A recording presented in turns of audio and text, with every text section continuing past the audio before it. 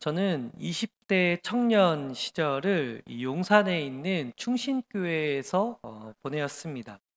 되돌아보면 그 시기 동안에 이 다사다난했고 또 저 개인적으로는 많이 성장했던 시기였고 그래서 많은 추억이 그곳에 담겨져 있습니다. 그러고 난 뒤에 신대원을 제가 입학하게 되었고 1학년을 마치고 난 뒤에 이제 첫 사역을 나갈 때의 일입니다. 마지막으로 이제 담임 목사님께 인사를 드리기 위해서 이 목양실에 들어갔습니다. 이 담임 목사님께서 저에게 여러 가지 덕담을 해 주셨는데 그중에 제가 지금까지도 여전히 기억에 남고 있는 그 덕담 한 말씀이 생각이 났습니다. 그 당시 그 목사님께서는 이 상담을 전공하셨는데 본인께서 지금까지 이 사람 상담을 통해서 사람을 변화시키기 위해 정말 많이 노력을 했다고 하십니다. 그런데 목회를 하면서 가장 깊이 깨달은 것 중에 하나는 사람은 잘 변하지 않는다라는 겁니다. 상담을 통해서 사람을 변화시키려고 하셨지만 사람은 그렇게 쉽게 변하지 않는다는 겁니다. 그러면서 저에게 하셨던 말씀이 무엇이냐면은 절대 사람을 변화시키려고 하지 말고 사람을 변화시키는 하나님을 드러내라라고 하셨습니다. 저는 이 말이 지금도 계속해서 기억 속에 남고 있습니다. 내가 누군가를 변화시키려고 하지 말고 사람을 변화시킬 수 있는 하나님을 드러내는 그 사역, 그것이야말로 내가 추구해야 될 가장 목회적인 모습이 아닌가 생각하고 있습니다. 그리고 이처럼 다른 사람들에게 혹은 스스로에게 변화를 일으키는 삶은 사실 누구에게나 필요하고 있습니다. 왜냐하면 우리는 아직 그 나라에 이르지 않았기 때문에 그러합니다. 다시 말해, 주님 나라에 이르기까지 우리는 끊임없이 누군가를 향해 그리고 자기 스스로를 향해 변화를 일으켜야 되는 그 부르심을 받은 사람들입니다. 우리가 복음을 외치고 있는데 이 복음이라는 것은 결국 어떠한 사람으로 하여금 변화를 요구하는 것입니다.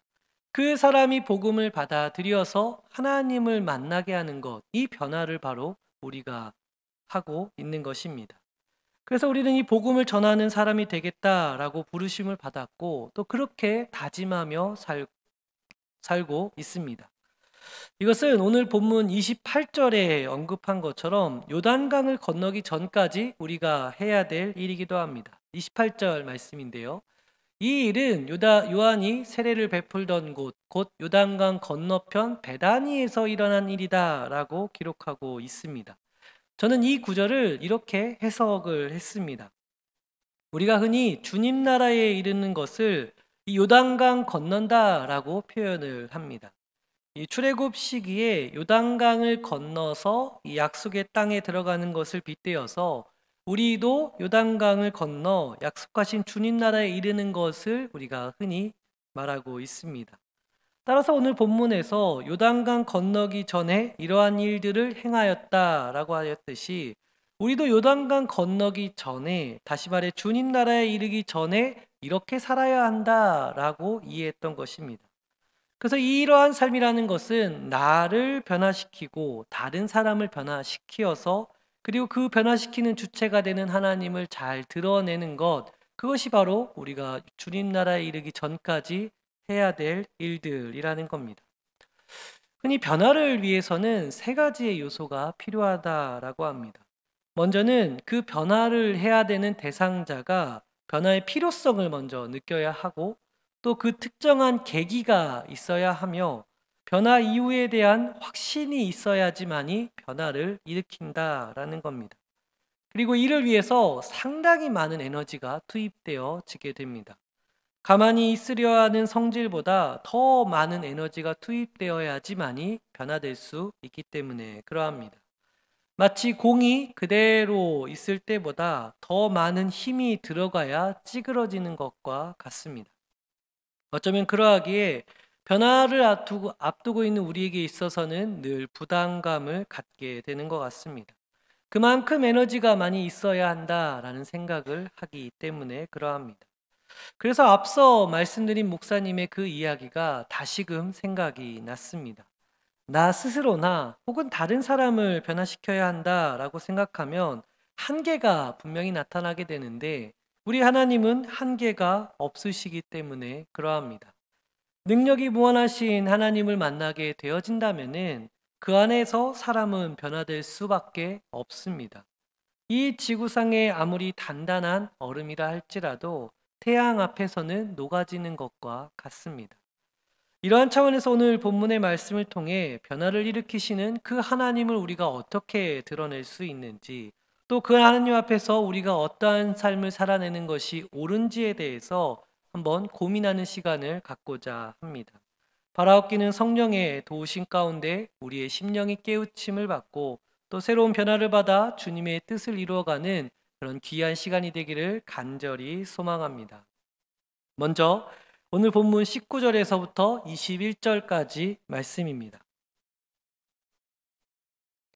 19절에서 21절까지의 말씀 제가 봉독하겠습니다. 유대인들이 예루살렘에서 제사장들과 레위인들을 요한에게 보내어 네가 누구냐 물을 때에 요한의 증언이 이러하니라. 요한이 드러내어 말하고 숨기지 아니하니 드러내어 하는 말이 나는 그리스도가 아니라 한데, 또 묻되 그러면 누구냐 네가 엘리야냐 이르되 나는 아니라, 또 묻되 네가 그 선지자냐 대답하되 아니라 라고 요한은 대답하고 있습니다. 유대인들이 이 요한에게 사람을 보내어서 네가 누구냐라고 물었습니다. 이에 요한은 자신은 그리스도가 아니다라고 대답합니다. 그래서 이들은 구약을 대표하는 선지자였던 그 엘리야냐라고 물었고, 또 아니면은 모세와 같이 모세가 자기 일 뒤를 이어 나타난 선지자가 나타날 것이다라고 했는데, 그 모세가 말한 선지자가 너냐라고 물은 것입니다. 여기서 유대인들이 이 세 가지 인물을 확인하고자 했습니다. 이스라엘을 구원할 그리스도가 맞는 것인지, 엘리야와 같이 시대를 뒤흔들 그 선지자가 맞는 것인지, 모세가 율법을 알려준 것 같이 하나님의 말씀을 새롭게 선포할 그 선지자가 맞는지에 대해서 물어보았습니다. 이 말 속에 이 당시의 사람들이 누구를 그리워하고 있고 또 어느 것이 결핍되어져 있는지를 살펴볼 수 있습니다. 이 그리스도라는 말은 구원자라는 뜻입니다. 구원이 없는 이들에게 구원을 베푸는 그 사람을 이 시대의 사람들이 기다리고 있었습니다. 반대로 이 시대의 사람들에게 있어서는 결박되어져 있음을 나타내고 있습니다. 외형적으로는 로마에 억압되어져 있었고, 또 영적으로는 하나님을 깊이 만나 그 안에서 자유함을 누리지 못하고 있었던 것입니다. 마치 오늘날 우리가 돈과 권력 앞에 눌리어져 있고 하나님 안에서 참된 기쁨과 평안과 자유함을 누리지 못하는 것과 같습니다.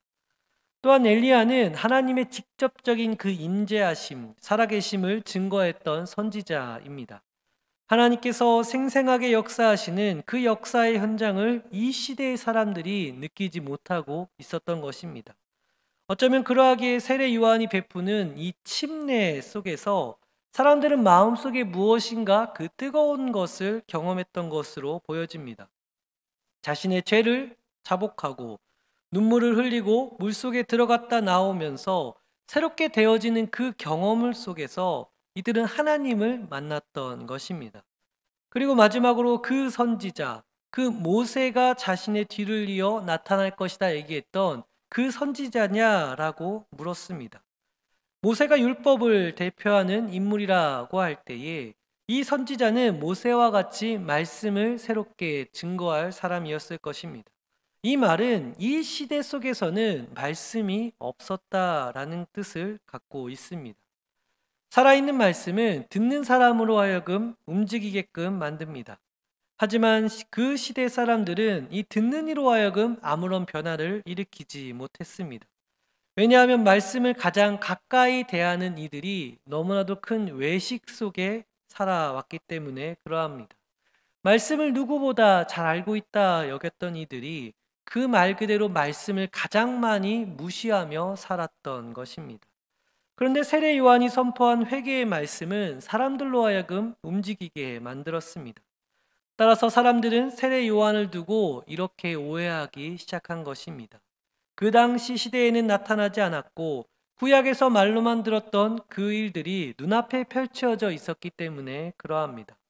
그래서 혹여 이 세례 요한이 당시 시대의 사람들이 채우고자 했던 그 모든 결핍된 요소를 채워줄 수 있는 그 사람은 아닌가라고 기대했던 것입니다. 여기에 당시 유대의 지도자들도 불안에 빠져 있었습니다. 이들은 소위 말하는 하나님을 등에 업고 자신들의 권력을 누리며 살아왔습니다. 수많은 사람들이 자신들을 두려워했고 이 유대 지도자들의 말 한마디에 많은 사람들은 꼼짝하지 못하였습니다. 왜냐하면 자신들이 하는 말이 하나님의 말과 같이 여겨졌기 때문에 그러합니다. 그런데 지금 사람들이 세례 요한을 신뢰하기 시작하였고 세례 요한에 의해 수많은 사람들이 움직이고 있었습니다.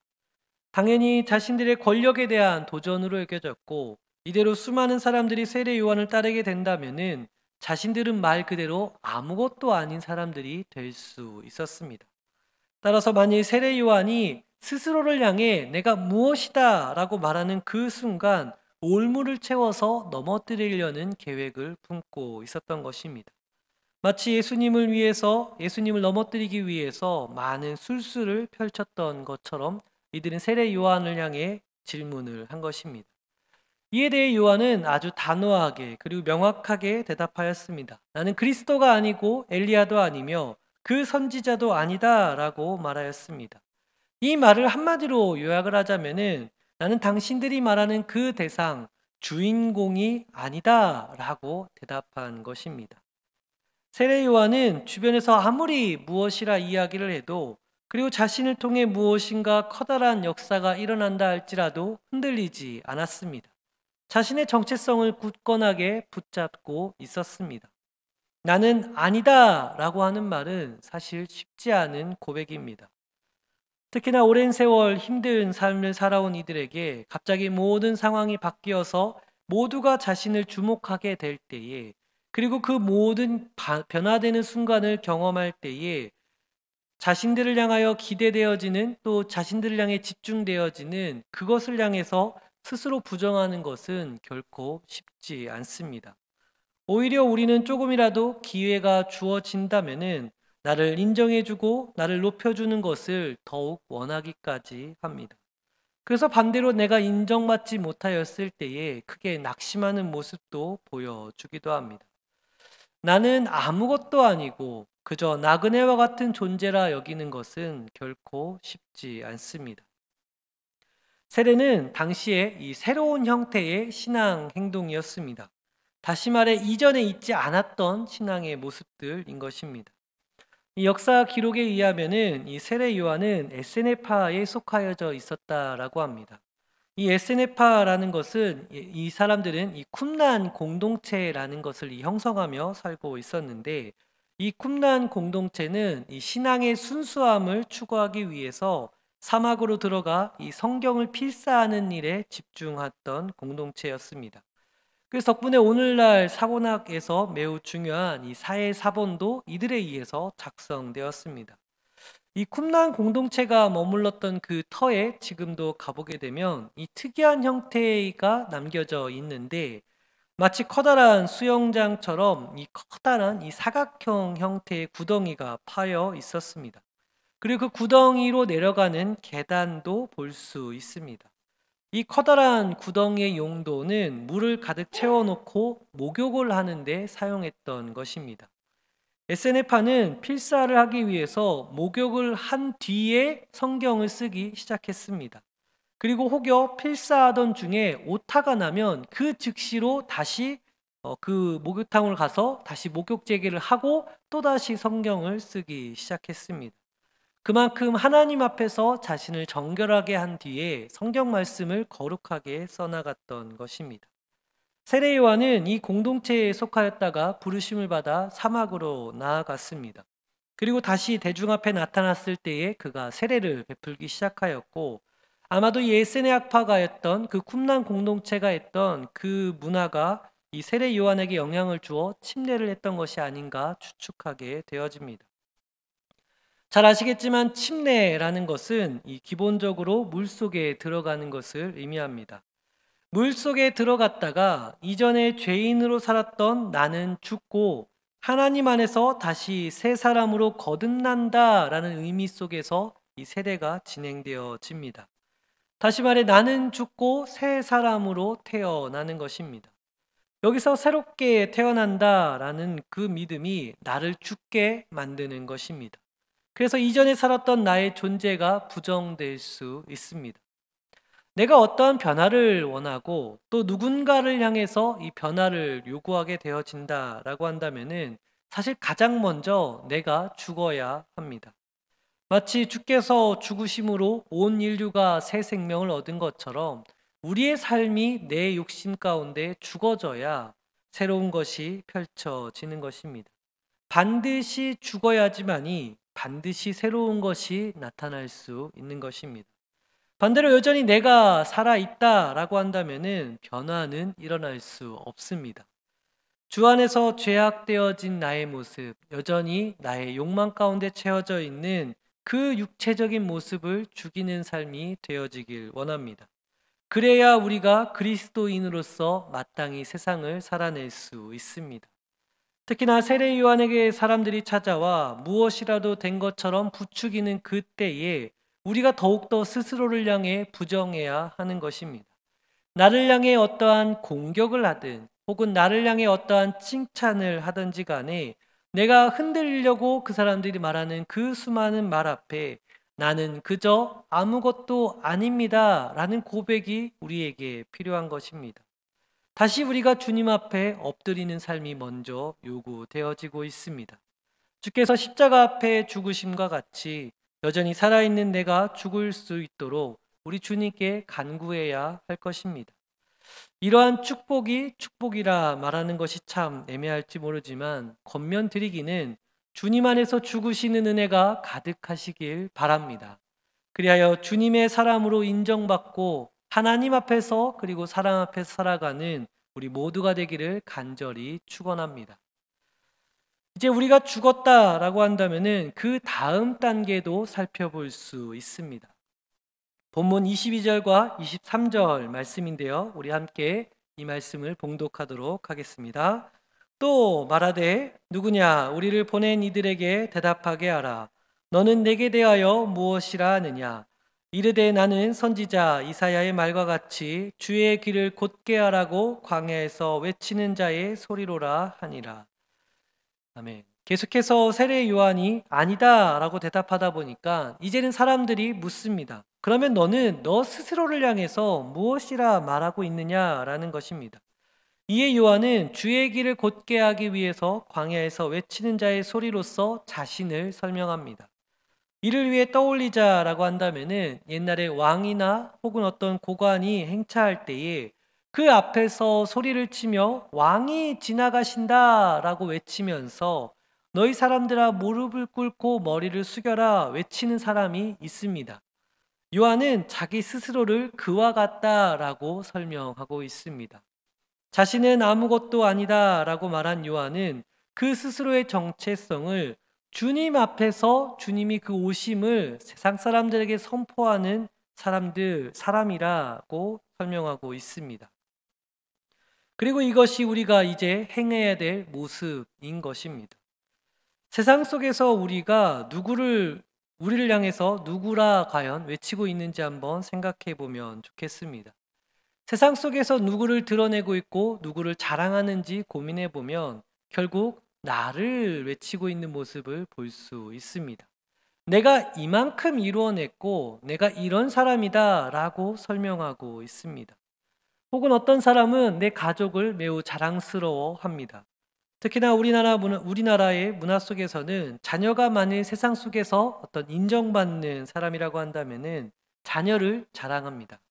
사실 자식 자랑이라고 하지만 그 이면에는 그 자식을 잘 키운 나의 자랑인 것입니다. 여기서 우리는 이러한 자랑은 결국 듣는 이로 하여금 그들을 의식한 자랑이라는 것을 생각해 볼 수 있습니다. 어떠한 자랑을 하기 위해서는 사실 그 듣는 사람이 부러울 만한 것을 자랑해야지만이 자랑할 수 있기 때문에 그러합니다. 생각해 보면 이러합니다. 만일 누구를 만나서 내가 오늘 어마어마한 변을 보았습니다 라고 한다면은 이건 자랑이 될 수 없습니다. 마치 미친 사람이 될 수도 있습니다. 그런데 대장 수술을 마친 사람들이 모여 있는 병실 안에서는 이것이 자랑이 될 수 있는 것입니다. 어쩌면 그러한 면에서 우리는 지금 무엇을 더 의식하고 있고 또 그 의식 속에서 무엇을 자랑하고 있는지를 생각해 보아야 할 것입니다.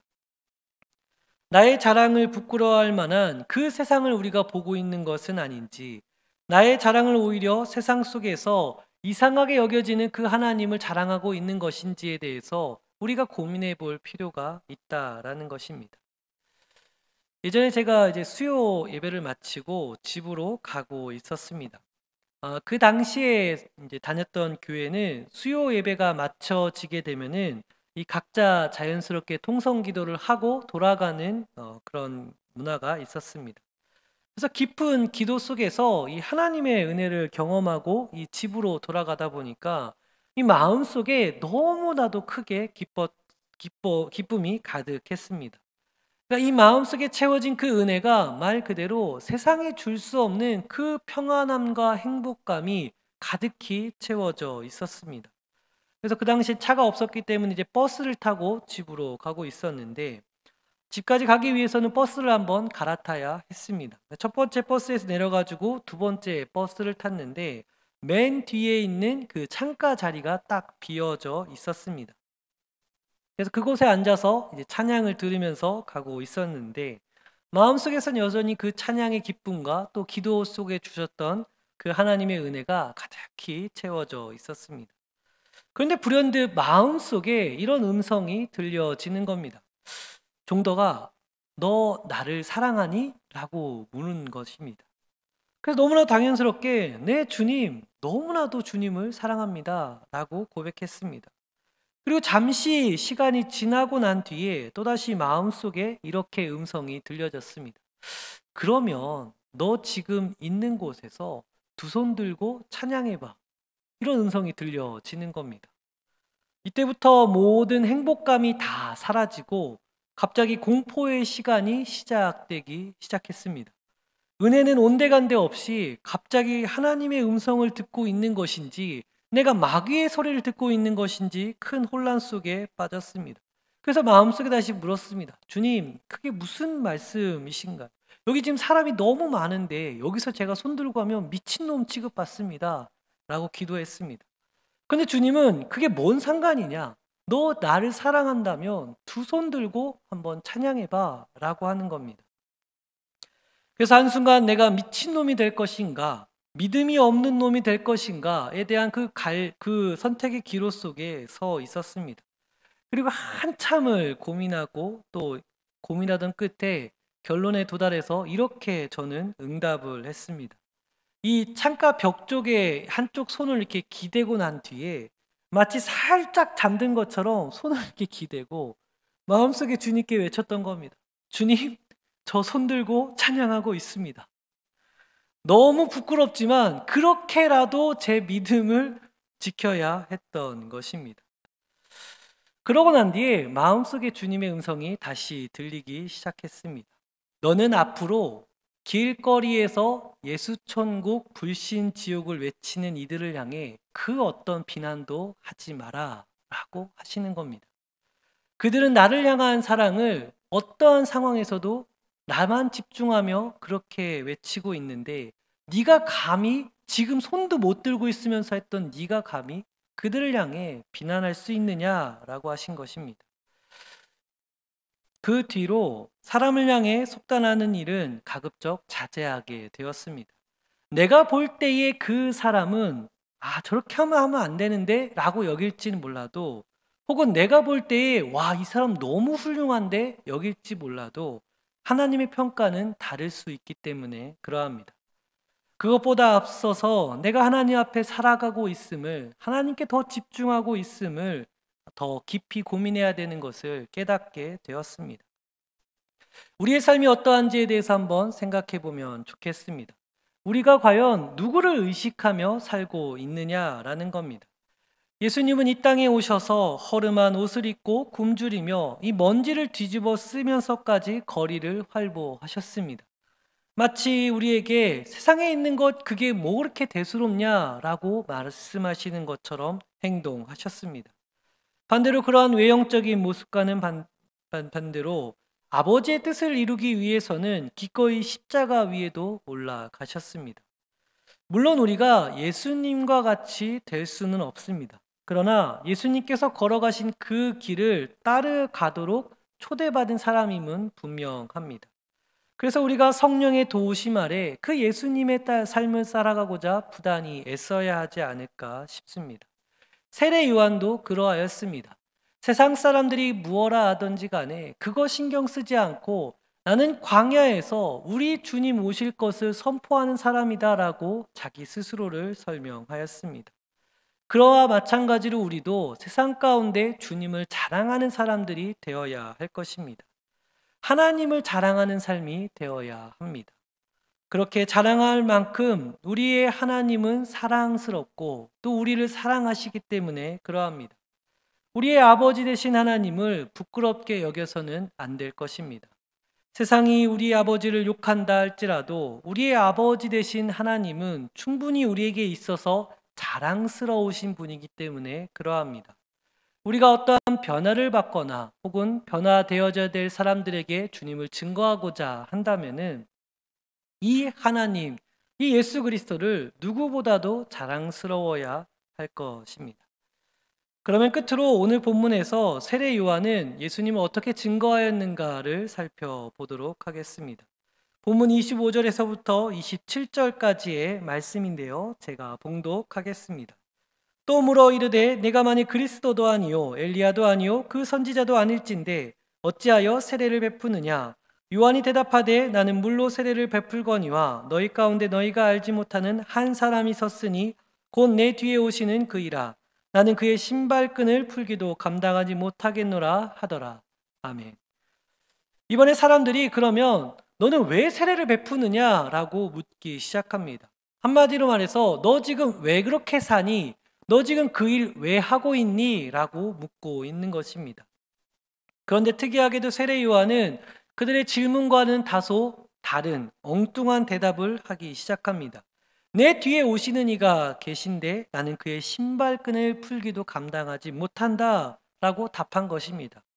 한마디로 너는 왜 지금 그 일을 하고 있냐 라고 물었는데 오직 예수라고 지금 답변하고 있는 것입니다.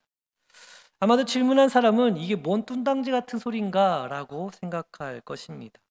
질문을 하면 그에 대한 대답을 해야 되는데 전혀 엉뚱한 대답을 하고 있는 것입니다. 오늘날로 묻고 있다면은 어떠한 분이 만약에 의료계에 종사하고 있는데 누군가 그에게 다가가서 왜 의료계에서 일을 지금 하고 계십니까? 라고 묻고 있는데 그 사람이 되려 오직 예수라고 지금 답하고 있는 것입니다.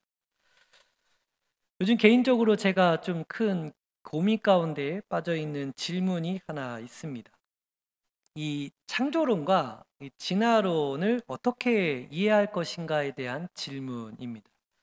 이 도서를 읽고 또 유튜브를 찾아보고 또 이 구글링을 열심히 해봐도 사실 이 답을 찾기가 너무 어려운 부분 중에 하나였습니다. 차라리 어쩔 때는 내가 차라리 신앙이 없었으면 좋겠다 싶기까지도 했었습니다. 그냥 아예 창조를 부인하고 그냥 진화만 믿게 되면 오히려 속 편하겠다라고 생각하기까지 했습니다. 오히려 이 신앙 안에서 이 과학을 이해하려다 보니까 소화하기가 여간 쉽지가 않았습니다. 아마 여기 계신 분들 중에서도 유튜브에서 조금만 관심을 갖고 보기 시작하면 이 혼란 가운데 아마 빠지게 될 것입니다. 그래서 혹시 여기 계신 분들의 이 자녀분들도 만약에 이러한 질문, 그러니까 내가 어디서 태어났지? 내가 어떻게 만들어졌지? 과연 신은 진짜 있는가? 그래서 창조인가 진화인가? 이런 질문 속에서 이 답을 얻고자 유튜브를 보기 시작하면 보통 세 갈래로 이 성향이 갈라지기 시작합니다. 하나는 이 무신론 쪽으로 빠지는 경향이 있습니다. 그러니까 신을 부정하는 쪽으로 빠지게 되어집니다. 과학적으로 밝혀진 것들만 내가 받아들이겠다라는 생각에 사로잡혀서 신은 부정되어지고 도리어 인류가 이 불안감 속에서 신을 만들어내었다라는 결론에 도달하게 되어집니다. 또 다른 한쪽은 극보수주의 쪽으로 향하게 되어집니다.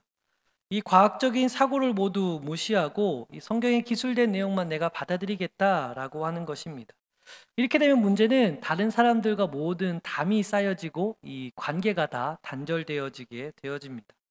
그래서 이 둘 사이에 타협을 보겠다라고 하는 쪽도 나타나게 되어집니다. 그래서 어느 부분은 하나님이 창조를 하셨고 또 어느 부분에 있어서는 과학적인 현상이 나타난다라고 받아들이는 겁니다.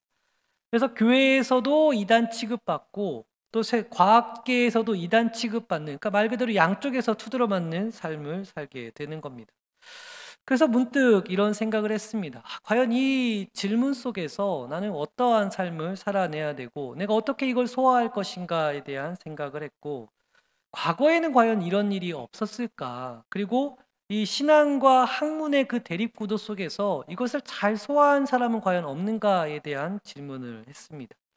찾다 보니까 한 사람이 발견되었습니다. 그리고 그 시대를 뚫고 이 건강한 신앙을 유지했던 신학자가 있었습니다. 참고로 제가 신대원 때에도 개인적으로 너무 좋아했던 신학자이기도 하는데 이 칼 바르트라고 하는 사람이 있었습니다. 그가 살았던 시대는 이 성령이 이성에 역사하고 계신다라고 믿었던 시대입니다. 이게 좀 잘 용어가 어렵긴 한데, 그러니까 이성 안에 성령이 역사하고 계시다라고 믿었던 시대였습니다. 그래서 이 성경은 오로지 이 이성으로 이해할 수 있다. 이성 안에서 성경의 모든 것이 다 이해할 수 있다라고 생각했던 그 시대였습니다. 참고로 이것이 잘못된 방향으로 가는 것은 성경은 사실 인간이 다 이해할 수 없는 하나님의 심오한 말씀인 것입니다. 그래서 바르트 역시 이 보수적인 환경 속에서 자라오다가 갑자기 이러한 신학을 처음 접하게 되고 크게 매료되어져서 여기에 푹 빠지게 되었습니다. 그 자신의 진로를 바꿔서 이 진보적인 신학이 있는 학교로 가게 되었습니다. 그러다가 독일이 1차 세계대전을 선포하기 시작합니다. 문제는 이 전쟁의 선전포고문, 그러니까 전쟁을 선포할 때 그 포고문을 누가 작성했냐면은 자신이 따르고 있던 스승이었던 하르낙이라고 하는 사람이, 이제 그를 포함해서 신학자 여러 명이 이 전쟁 포고문을 작성하였던 것입니다. 그래서 이 전쟁으로 인해서 정말 수많은 사람들의 생명이 잃게 되어졌습니다. 이것을 본 이 칼 바르트는 크게 환멸을 느끼었고 이 자유주의 신학을 크게 접고 새로운 노선으로 가게 되어집니다. 그러던 중에 이 바르트가 지인의 결혼식에 참여하기 위해서 이 길을 가던 중에 잠깐 어떤 한 마을에 들리게 되었는데, 바르트가 이 마을에서 놀라운 광경을 체험하게 되어집니다. 그리스도인들로 구성되어졌던 이 마을에 각자가 자신의 수확물들을 거두어 와서 한 곳에 모았고, 그래서 여기서 각자가 필요한 만큼 거두어 갔습니다. 근데 이때 그리스도인들이 워낙 성실하게 농사를 하다 보니까 잉여 생산물이 많이 남게 되었고, 이것이 가난한 자, 과부들, 또 고아들에게 그 식량이 배급되어진 것입니다. 이것을 본 바르트가 이것이야말로 그리스도의 참된 모습이 아닌가라고 깨닫게 되어지고 그의 신학도 이쪽으로 향하게 되어집니다. 여기서 바르트가 놀라운 신학자가 될 수 있었던 것은 그래서 급격하게 보수주의로 확 바뀐 것이 아니라 새로운 신학의 노선을 걷게 되어졌고, 그가 내세운 신학이 당시 신학계에 핵폭탄이 떨어졌다라고 표현될 만큼 크게 영향을 주게 됩니다. 그의 신학의 중심에는 이 그리스도가 계십니다. 바르트는 성경을 어떻게 이해하고 또 그 성경이 어떠하다라고 하는 그 많은 해석들이 있다 할지라도 그게 중요한 게 아니라 성경은 예수 그리스도다라고 외쳤던 것입니다. 살짝 말이 좀 어렵긴 한데요. 성경 안에서 예수를 이해하고 또 예수에 대한 믿음이 있으면 나머지 성경에서 자자부리하게 나오는 모든 이야기들이 크게 중요하지 않다라는 겁니다. 왜냐하면 성경에 나타나는 예수는 부활로서 입증되기 때문에 그러합니다. 부활이라고 하는 것은 거절할 수 없는 사실인 것입니다. 이 과학적으로든 이성적으로든 신앙적으로든 예수의 부활은 그 누구도 거부할 수 없는 명확한 사실입니다. 그래서 부활하신 예수님이라고 한다면은 그 부활하신 예수님이 하신 말씀이 진리가 되고, 그 예수님을 드러내었던 구약 말씀이 진리가 되어진다라고 설명한 것입니다. 그래서 이것이 바르트의 전체 신학을 다 담지는 못하지만 그 내용의 중심에는 이러한 주장들이 담겨져 있었습니다. 여기서 우리는 두 가지를 꼭 기억해야 할 것입니다. 먼저는 그리스도의 부활을 붙잡아야 하는 것입니다. 오늘날 우리가 주일을 작은 부활절로 보내고 있습니다. 그만큼 부활은 우리 신앙에 있어서 너무나도 중요하기 때문에 그러합니다. 또한 바르트가 경험하였듯이 그 부활을 경험한 그리스도인으로서 우리가 삶을 살아내야 하는 것입니다. 세례 요한이 나는 그의 신발끈을 풀기도 감당하지 못하겠다라고 고백한 것처럼 우리가 예수님에 대한 그 풍부한 경험이 담겨져 있어야 하는 것입니다. 그래야 나도 변화되어지고 나와 함께하는 이들도 변화되어지는 것입니다. 세상에 있는 사람들은 우리에게 질문을 하고 또 우리가 갖고 있는 이 신앙을 향해서 많은 질문들을 내세웁니다. 이것은 너희가 말하는 것이 옳지 않다. 또 이것은 너희가 어떻게 이야기할 수 있느냐라고 질문할 수 있습니다.